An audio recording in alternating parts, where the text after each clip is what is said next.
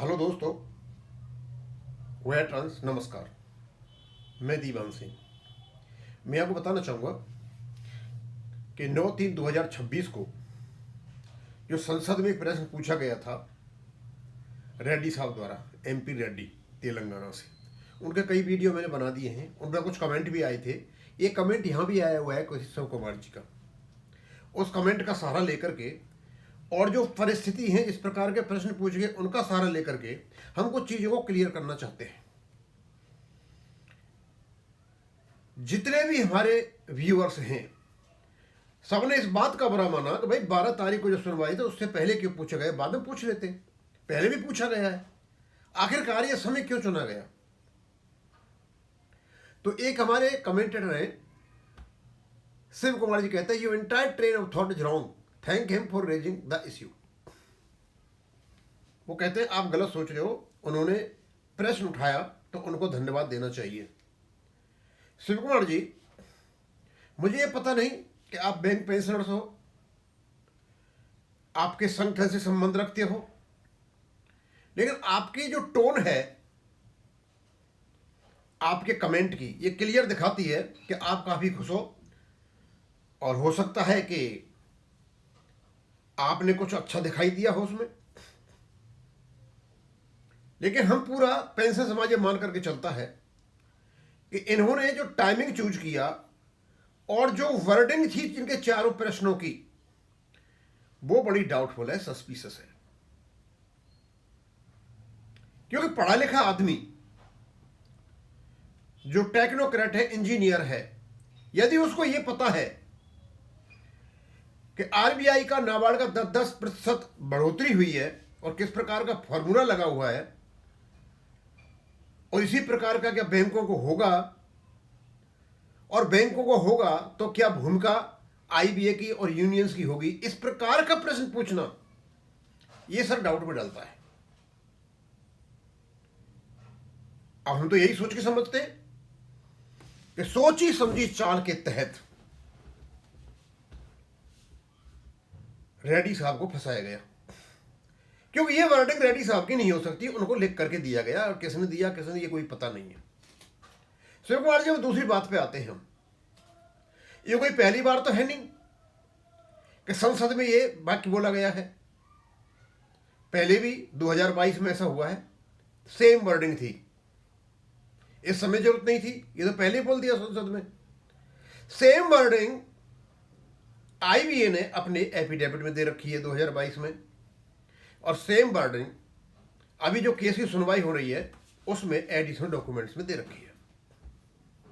Same wording, थोड़ा अंतर हो सकता है, माननीय हाई कोर्ट चंडीगढ़ की जजमेंट की है, जो अभी अपील में विचाराधीन है माननीय सुप्रीम कोर्ट में।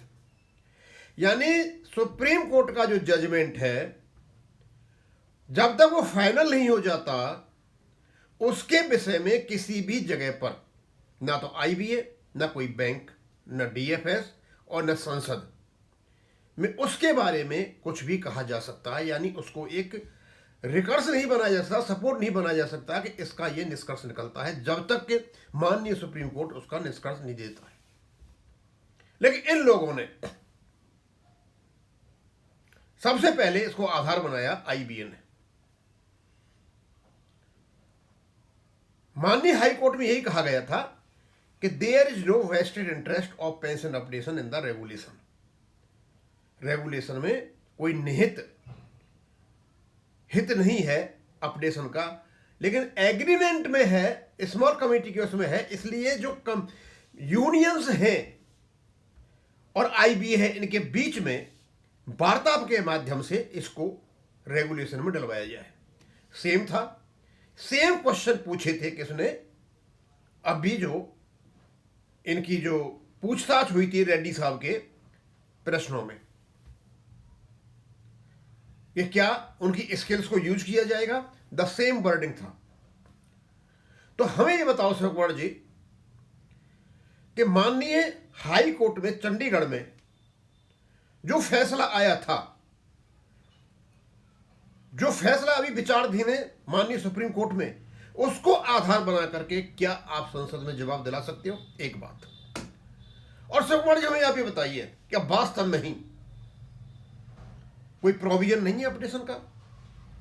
यदि आप ये मान के चलते हो नहीं है, तो आप भी एक तरफा बातें करते हो। आपको पता है प्रोविजन है, बार बार बताया गया भाई, एग्रीमेंट में है, स्मॉल कमेटी के उसमें है, रेगुलेशन में है, आईबीए के सारी चीजों में है, जितनी भी चीजें हैं सब में है। और ये तो सुप्रीम कोर्ट में क्लियर हो गया, हर रेगुलेशन है। सर ये बताइए ऐसी कौन सी छटपटाहट हो रही है कि सुप्रीम कोर्ट में सुनवाई से पहले संसद में ये प्रश्न उठाया जाता है और यहां से एक सर्टिफिकेट लिया जाता है कि भाई संसद भी कह रही है कोई प्रोविजन नहीं है। क्या संसद कह सकती है कि अपने पास किए बिल को? मुझे तो नहीं लगता। लेकिन ये सिर्फ कहने के लिए, सुप्रीम कोर्ट में कहने के लिए यहां से लिया गया। तो सबसे पहले तो ये जितने भी लोग हैं जिसने रेड्डी साहब को उकसाया और लिख करके दिया, वो रेड्डी साहब इतने पढ़े लिखे, इनको पता होना चाहिए कि इनको उकसाया जा रहा है वो, और इनका जो वित्त मंत्री है, स्टेट वित्त मंत्री, वो, ये सारे के सारे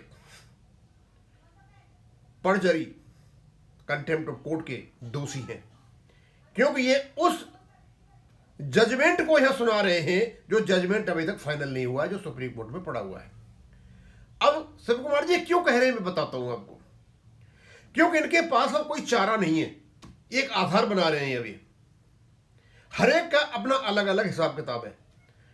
आधार इसलिए बना रहे हैं ये कि ये फंड थ्योरी तो कोर्ट में गा नहीं सकते, क्योंकि सिविल अपील का मैटर है, बहुत चलेगी नहीं। तो अब क्या करें? उनके पास एक ही विकल्प है, और विकल्प यही है जो चंडीगढ़ हाई कोर्ट में फैसला आया था उसी पर आगे बढ़े। उस पर बढ़िए, आगे कोई नहीं रोक रहा है सर, कोर्ट में बढ़िए। लेकिन आप इधर क्यों बढ़ रहे हो भाई? संसद में आगे क्यों बढ़ रहे हो? आईबीए अपने हलफनामे में उसी चीज को क्यों दे रहा है सुप्रीम कोर्ट में कि आधार बना सकता है उसका? आईबीए अपनी गर्दन बचा रहा है और डीएफएस भी अपनी गर्दन बचा रहा है, क्यों? गलती इनकी भी है कि पेंशन अपडेशन नहीं किया रेगुलेशन होने के बावजूद भी। तो अब बताइए शिव कुमार जी, हमारी इंटायर थॉट जो है रॉन्ग है कि सर?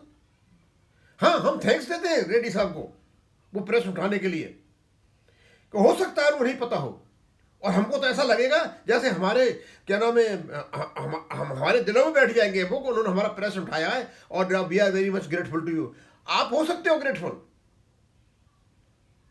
हम नहीं है ग्रेटफुल। हाँ, 12 तारीख के बाद यदि उठाते इस प्रश्न को तो हमें पता जवाब वहां से तो यही आएगा, क्योंकि इनको अपनी गर्दन बचानी है। आप किस हिसाब से बात कर रहे हो ये मुझे पता नहीं। अब मैं तो ये भी नहीं जानता कि आप किस पोस्ट के आदमी हो, किस रूप से बिलोंग करते हो, लेकिन आपने किया तो इसका बहाना लेकर के मैंने बहुत सारी बातें बता दी। और अंत में आपको बता देता हूं मैं, ऑनरेबल हाई कोर्ट चंडीगढ़ का जो फैसला है उसमें यही है जो ये संसद में कह रहे हैं, लेकिन वो फाइनल नहीं हुआ है, अभी वो अंडर कंसिडरेशन है, सब जुडिस है, विचाराधीन है। जब विचाराधीन है, फाइनल नहीं है, तो उसका सहारा लेकर के संसद में ये भंगीवाड़ा नहीं किया जा सकता जो इन्होंने किया है। ये पहले भी करके बैठे हुए हैं और इसी भंगीवाड़े पे आईबीए भी करके बैठा हुआ है।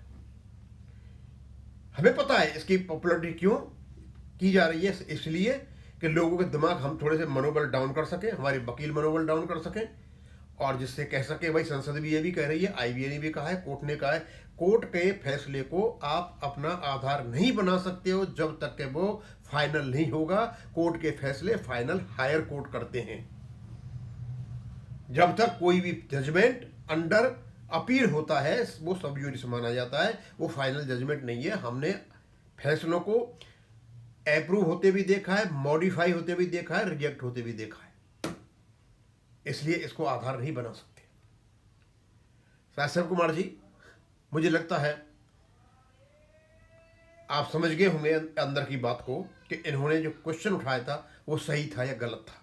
मैं मानता हूं कि उन्होंने उठाया हो सही तरीका से, उनके दिमाग में यह हो सही उठाया उन्होंने, लेकिन उनको पता नहीं था इसके पीछे मेलाफाइड इंटेंशन क्या थी उठवाने वालों की। हाँ, इनका खुद का उठाया हुआ होता तो हम मान लेते हैं कि रेड्डी साहब ने बहुत अच्छा किया है। उसमें लैंग्वेज बिल्कुल ही रेड्डी साहब की नहीं थी, रेड्डी साहब को लिख करके लैंग्वेज दी गई है, और इस लैंग्वेज में लिखने वाले आईबीए और यूएफबी का हाथ है, और भी नेता हो सकते हैं, क्योंकि जब इनसे पूछा गया कि भाई सेटलमेंट में इनका हाथ होगा, तो सीधा साधा मतलब ये, यही बात तो चंडीगढ़ हाईकोर्ट में कही थी, और उसका जो जवाब संसद से आया, वो एक प्रकार से मैं तो ये मान के चलता हूं कि संसद को भ्रम में रखा गया है और आज हमारे केस की सुनवाई है। हम चाहते थे कि इन चीज़ों को पहले ही नॉलेज में लाया जाए कि चंडीगढ़ हाई कोर्ट का फैसला जब तक फाइनल नहीं होता है, सिविल अपील 7993 के माध्यम से 2023 की से उसके किसी भी पार्ट को किसी भी तरीके से अपना एविडेंस नहीं बनाया जा सकता, जैसा कि आईबीए ने बनाया है और संसद में बनाने की कोशिश की है। अब मैं यही खत्म करूंगा। थैंक यू, धन्यवाद।